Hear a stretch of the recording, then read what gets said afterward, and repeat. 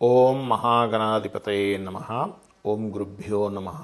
ఓం శ్రీమాత్రే నమః. పరమేశ్వర స్వరూపమైనటువంటి జ్యోతిష, వాస్తు మరియు ఇతర అనేకమైనటువంటి శాస్త్రములను మనకు అందించినటువంటి మహర్షులకి నమస్కారం. హయగ్రీవ హయగ్రీవ హయగ్రీవేతియో వదేత్ తస్య నిస్సరతే వాణి జహ్నుకన్యా ప్రవాహవత్.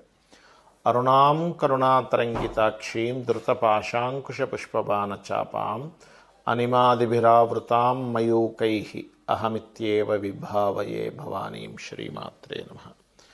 ప్రేక్షకులకి ఆ లలితాంబిక అమ్మవారి యొక్క అనుగ్రహం పరిపూర్ణంగా కలగాలన్న స్ఫూర్తి కోరుకుంటూ 2025 సంవత్సరంలో 4 మేజర్ ప్లానెట్స్ మారుతున్నాయి.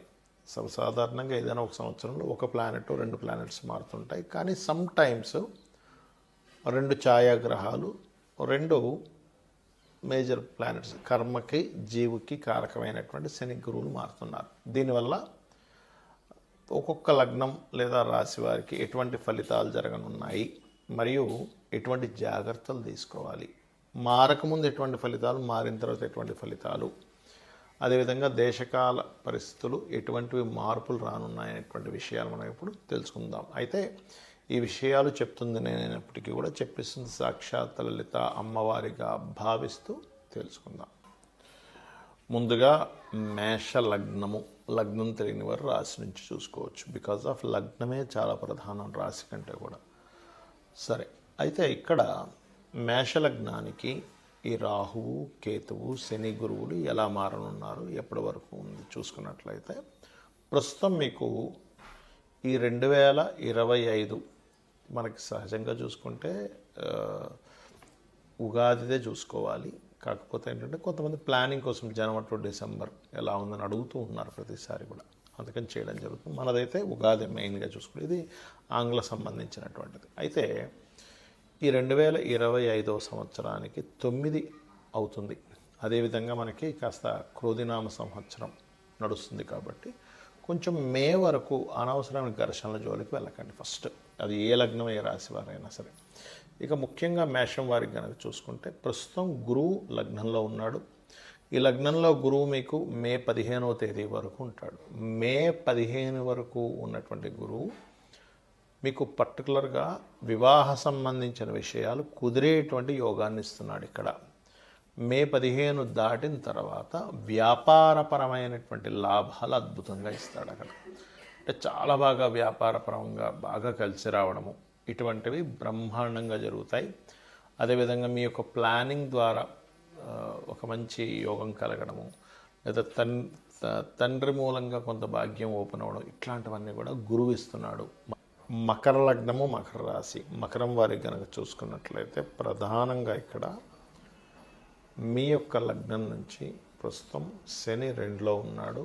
ఈ యొక్క ఏలినాడు శని మీకు నెక్స్ట్ ఇయర్ మార్చి 29వ తేదీ నుంచి తగ్గుతుంది. కాబట్టి 3లోకి శని వెళ్తున్నాడు. కాబట్టి మీకు అక్కడి నుంచి ఫైనాన్షియల్ గ్రోత్ మార్చి 29వ తేదీ నుంచి ఫైనాన్షియల్ గ్రోత్ పెరగడము, ఫైనాన్షియల్గా ఇప్పుడు అవుతున్నటువంటి పిచ్చి పిచ్చి ఖర్చులు కాస్త తగ్గడం అనేటువంటిది జరుగుతుంది. అదేవిధంగా మీరు ఎఫర్ట్స్ ఏదైతే పెడతారో ఆ ఎఫర్ట్స్కి ఫలితం వస్తుంది మార్చి 29వ తేదీ నుంచి. ఇప్పుడైతే 3లో ఉండే శని వల్ల మరి 3లో ఈ రాహువు శని ఇద్దరు 3లో ఉంటున్నారు ఒక 2 నెలల పాటు. అక్కడ మాత్రం కొంచెం ఎక్కువగా ధైర్యంగా కొన్ని పనులు చేయడం ఇట్లాంటివి ఎక్కువగా కనిపిస్తుంటాయి. కొన్ని కర్మలో ఉన్నాయి, అందుకే నేను ఇందులోకి రావాల్సి వచ్చిందని కొన్ని అనుకుంటూ ఉంటాను చూసారు. అటువంటి ఫలితాలు వస్తుంటాయి ఆ 2 నెలలు కూడా. అంటే మార్చ్ ఎండింగ్ నుంచి మే ఎండింగ్ లోపల. ఇక 2 అధిపతి 3లో ఉండడము, ఈ యొక్క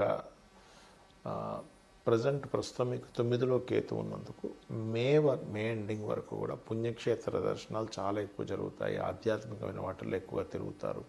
కానీ ఎప్పుడైతే మీకు అష్టమంలోకి కేతు వస్తున్నాడో అక్కడ మాత్రం మీరు కాస్త కొన్ని నిగూఢమైనటువంటి విషయాలు, నిగూఢమైన విద్యలు కూడా నేర్చుకుంటారు. కాకపోతే తండ్రి ఆస్తికి సంబంధించిన విషయంలో లేదా పూర్వీకుల ఆస్తి అంటే తాతగారి ఆస్తికి సంబంధించిన విషయంలో కొన్ని డిస్టర్బెన్సెస్ రావడము, అష్టమంలో కేతు అంటే ఎప్పటి నుంచి 2025 30వ తేదీ నుంచి రావడం, ఇటువంటివి కాస్త పెరుగుతూ ఉంటాయి. ఆ యొక్క విషయాల్లో కొంచెం జాగ్రత్తగా ఉండాలి. అదేవిధంగా గురువు ప్రస్తుతం అయితే 5లో వక్రించున్నాడు, 4 వైపు వస్తున్నాడు. నాలుగో స్థానం వైపు గురువు రావడం కూడా కొంతవరకు చెప్పాలంటే కొన్ని ప్రాపర్టీస్ విషయంలో మంచి ఫలితాలు, కొన్ని ఏదైనా విద్యలు నేర్చుకోవడానికి కూడా మంచి ఫలితాలు ఇస్తాడు ఇక్కడ. మరియు దీంతో పాటు ఈ యొక్క గురువు ఎప్పుడైతే 6లోకి వెళ్తాడో మే 30వ తేదీ నుంచి ఇక్కడ మాత్రం కాస్త మీకు ఎవరితోనైనా అంటే ఈ లీగల్ వాళ్ళతో కానీ, ఫైనాన్స్ రంగాల వాళ్ళతో కానీ, ఫైనాన్స్ తిప్పే వాళ్ళతో అనవసరమైన ఘర్షణలు ఇస్తూ ఉంటాడు. సో ఆ యొక్క విషయాల పట్ల కాస్త జాగ్రత్తగా ఉండండి. ఇక మీరు చేయవలసినటువంటి దేవతా ఆరాధన ఏమిటి అని చెప్పి చూసుకున్నట్లయితే లలిత అమ్మవారి యొక్క స్తోత్ర పఠనం రెగ్యులర్గా చేయండి, అన్ని విధాలా బాగుంటుంది. ఈ 4 గ్రహాల మార్పు వల్ల దేశకాల సంబంధించిన విషయాలు ఎటువంటి ఉంటాయి అని చెప్పి చూసుకున్నట్లయితే ప్రధానంగా మనకి ఈ శని ఎప్పుడైతే మీనంలోకి వస్తాడో ఇక్కడ కొంతవరకు గతంలో మనకి ఎలా అయితే కోవిడ్ లాంటిది వచ్చిందో అలాంటివి చిన్న చిన్న ఇవి కొంచెం పెరుగుతూ ఉంటాయి. అనారోగ్య సమస్య అంటే కొంచెం కోవిడ్ అంతా విపరీతమైన అన్నీ బ్లాక్ అయిపోవడం కాకుండా కొంచెం అనారోగ్య సమస్యలు పెరుగుతూ ఉంటాయి జీవులకి ఈ శని మీనంలో ఉన్నంతకాలం. అదేవిధంగా కొంత గవర్నమెంట్ కొన్ని విషయాల్లో, ఎందుకంటే మనకు నెక్స్ట్ రాబోయేటువంటి ఈ 2025 శోభకృతనామ సంవత్సరంలో అధిపతి రవి అవుతున్నాడు కాబట్టి అక్కడ పర్టికులర్గా ఇచ్చేటువంటి రిజల్ట్లో అక్కడ ఏంటంటే ఆ రవి యొక్క ప్రభావం అంటే గవర్నమెంట్ కొన్ని నిర్దిష్టమైనటువంటి కొన్ని రూల్స్ తీసుకొస్తుంది. అదేవిధంగా కేతువు ఎప్పుడైతే సింహరాశిలోకి సంచరిస్తాడో 2025 సంవత్సరంలో కొన్ని రాజకీయ నాయకులు కొంతమంది మార్పులు కూడా జరుగుతాయి. లేదా ఒక పెద్ద రాజకీయ నాయకులకి సంబంధించినవి కొన్ని చూడండి, వాళ్ళకి సడన్గా అంటే బాగా ఓల్డ్ పర్సన్స్ ఉంటారు కదా, సడన్గా ఏదైనా ఒక అవ్వకూడనటువంటి విషయాలు అవ్వడం, ఎవరైనా గతించడం కూడా జరుగుతూ ఉంటుంది రాజకీయ సంబంధించిన విషయాలు. కాకపోతే పేరు ప్రఖ్యాతులు కూడా వస్తాయి రాజకీయ నాయకులకి, అటువంటి యోగాలు ఇస్తుంది. అయితే ఇక్కడ పర్టికులర్గా ఏంటంటే ఈ శని మీనంలోని మేషంలోని 5 సంవత్సరాలు సంచరిస్తారు కాబట్టి నేను అందరికీ చెప్పేది ఒకటే, ఏదైనా ఒక అనుష్ఠానం చేయండి. ఆంజనేయ స్వామిదో, అమ్మవారిదో, విష్ణువుదో, శివుడిదో ఏదో ఒకటి, ఓం నమ శివాయ అనుకోండి, రోజు 1 గంట సేపు ఓం శ్రీమాత్రే నమః అనుకోండి, లేదా ఓం నమో నారాయణాయ అనుకోండి. ఎందుకంటే ఈ మీనంలో శని సంచారం జరిగేటప్పుడు పర్టికులర్గా ఈ బ్లాక్ మ్యాజిక్స్ అనవసరమైనటువంటి ఇవి పెరుగుతూ ఉంటాయి. దాంతోపాటు సహజంగానే మనకి ఇంకా రాకముందే నవంబర్, డిసెంబర్ నుంచి కొన్ని భూకంపాలు కావచ్చు, లేకపోతే అంటే 2025 ఇంకా రాకముందే, ఎందుకంటే 2025కి అధిపతి కుజుడు అవుతాడు. ఎందుకంటే 9 నెంబర్ అది.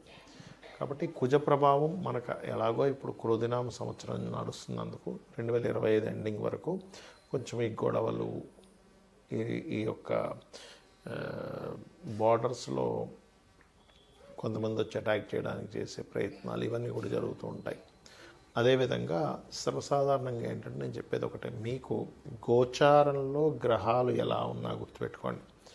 మీ జన్మజాతకంలో కనుక మీకు మంచి మహాదశ నడుస్తుంది, మీకు మంచి మంచి యోగాలు ఉన్నాయి, మంచి ధనయోగాలు ఉన్నాయి, లక్ష్మీ యోగాలు, సరస్వతి యోగాలు, అదేవిధంగా సరస్వతి యోగం అంటే విద్యాయోగం అని అర్థం. అదేవిధంగా మీకు నీచభంగ రాజయోగాలు, విపరీత రాజయోగాలు ఉంటాయి. గోచారంలో జరిగే మార్పులు మీకు కేవలం 5% పనిచేస్తాయి. ఆ దశలు కనుక సరిగ్గా లేనప్పుడు గోచారం కూడా మిమ్మల్ని ఇబ్బంది పెడుతుంది. అయితే న్యాచురల్గా అందరికీ పనిచేసేటువంటి ఈ రాశి, ఈ లగ్నం వాళ్ళకి అని చెప్తుంటాం, అదొక 10 to 15% పనిచేస్తుంది. కానీ మీ personal chart is most important. ఇది బాగా గుర్తుపెట్టుకోండి. అయితే ఇక్కడ జాతకం లేని వాళ్ళు కొంతమంది ఉంటారు, మేమేం చేసుకోవాలని అడుగుతుంటారు. వాళ్ళందరికీ ఒకటే చెప్తానండి, మీకు అందరూ కూడా కేతువు బుధరాశుల్లో సంచరిస్తుంది కాబట్టి మే 30 వరకు కూడా ఎవరు డబ్బులు అప్పుగా ఇచ్చే విషయంలో ఎంతో అత్యవసరం ఉంటేనే అప్పు చేయండి, అప్పు ఇవ్వండి. ఇది చాలా కీలకమైన విషయం అందరికీ కూడా. ఇది ఏది డేట్ ఆఫ్ బర్త్, టైము, నక్షత్రము, రాశి ఏమీ తెలియదు అనుకునేటువంటి వారికి. అలాగే మరొక విషయం ఏంటంటే ఇక్కడ అందరూ కూడా కాస్త ఈ అందరినీ తీసుకున్నప్పుడు జనరల్గా మేషం తీసుకున్నప్పుడు శని 12లోకి వస్తున్నాడు కాబట్టి అనవసరంగా కొన్ని ఫుడ్స్ తింటుంటాం మనం. కొన్ని ఫుడ్స్ విషయంలో కావచ్చు, కొన్ని మన లైఫ్ స్టైల్ విషయంలో కావచ్చు, నైట్ నిద్రపోకుండా చాలామంది చూడండి నైట్ అంతా మేలుకొని పగలపూట నిద్రపోతుంటారు. ఇటువంటి లైఫ్ స్టైల్స్ వల్ల అనర్థాలు వచ్చేటువంటి ఛాన్సెస్ కనిపిస్తున్నాయి ఇన్ ఫ్యూచర్లో. అంటే ఈ గోచార శని మీనంలో సంచరించేటప్పుడు ఏం జరుగుతుంది అంటే ఫ్యూచర్లో ఇప్పటి వరకు పడుతున్నటువంటి లైఫ్ స్టైల్ మార్పులు జరుగుతూ వచ్చాయి చూసారా. నైట్ టైం మేలుకుగా ఉండడం, నైట్ టైం తిరగడం, పగలంతా నిద్రపోవడం, ఇట్లాంటివన్నీ పెరుగుతూ వచ్చాయి. ఈ లైఫ్ స్టైల్ వల్ల ఎటువంటి అనర్థాలు జరుగుతాయో స్పష్టంగా మనకి శని మీనంలో చూపిస్తాడు. అదేవిధంగా శని మీనంలో మేషంలో సంచరించేటప్పుడు ఇందాక నేను చెప్పినట్టుగా కొన్ని మనం ఆల్రెడీ గతంలో ఒక 1.5 year బ్యాక్ ఒక విషయం చెప్పుకున్నాం. కుంభంలో శని సంచారం చేసేటప్పుడు రెవల్యూషన్, ఒక మార్పుని తెస్తాడు బిజినెస్లో అని. అది మనకు 30 సంవత్సరాల క్రితం వచ్చినప్పుడు కంప్యూటర్ అనే దాన్ని పెంచాడు. అక్కడి నుంచి కంప్యూటర్స్ పెరగడం అన్నీ బాగా జరిగాయి టెక్నాలజీ పరంగా. ఇక్కడ ఏఐ అనేటువంటిది పెరుగుతుంది కాబట్టి రాబోయే కాలంలో అంటే శని మేషంలోకి వెళ్ళే లోపల ఎవరికి వారు సొంతంగా చేసుకునేది అభివృద్ధి పరుచుకోవాలని చెప్పుకున్నాం. అయితే దీంతోపాటు కొంచెం చూడండి, మనకి వైదికమైనటువంటివి కాకుండా అవైదికమైనటువంటి పూజలు, అవైదికమైనటువంటి వాటిపై ఆకర్షితులు అవుతూ ఉంటారు. అటువంటి వాటి వల్ల కొంత ఇబ్బంది తెచ్చుకుంటూ ఉంటాం. ఆ యొక్క ఇబ్బంది మీ మీద పడకుండా ఉండాలంటే నిత్యము అనుష్ఠానం చేయండి. అలా గనక చేయగలిగితే అన్ని విధాలా బాగుంటుంది. శ్రీమాత్రే నమః.